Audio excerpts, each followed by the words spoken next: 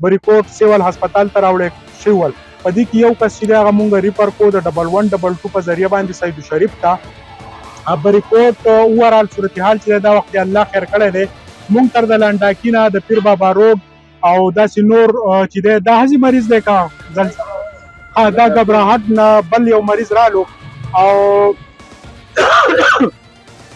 دا وختي صورتحال چې دی هغه معمول مطابق د کم کسان چې ګبراو شوي دي د زړه مسلې دي په هغې باندې هغه دی. خو زما سره بختي روان خان موجود دی. بختي روان خان برادر تو نه ګرانږدې شه. بختي روان خان دا راته ووایه چې صورتحال څه دی، تاسو څه جایزه واخیسته، څه صورتحال دی دا وخت؟ اوورال سچویشن خو سر جي ستاسو په وړاندې دی چونکې زلزله راغلې وه 7.7 میګنیټیوډ دوی وایي چې یاره دا ریکټر سکیل 7.7 which is a huge toll چې کومه دی هیوج سټیټسټیکل ریشو د هغې په نسبت سره مونږ ټول ټیمان چې دی په های الرټ باندې وو. مونږ یوجولي هسې هم په های الرټ یي.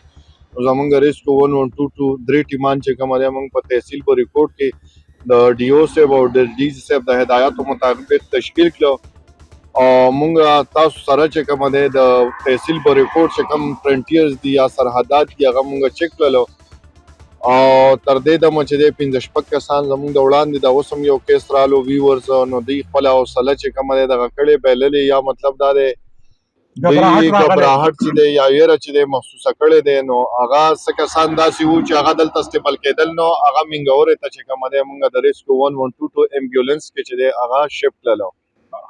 جی جی دنګ جهان مننه. زما سره د 1122 بختي روان خان سره د خپل ټیم د ډاکټرز د ملګرو د درې ګاډي چې دی هغه زنګ سره دا وخت سټینډ بای دي. یو چې دی زموږ سره په سید شریف کې مریض ریفر کو او دا وخت د سب ډیویژن بریکوټ اورال صورتحال چې دی هغه ښه دي، خوشاینده دي. 7.7 چې کم د دې زلزلې شدت هغه ډېر زیات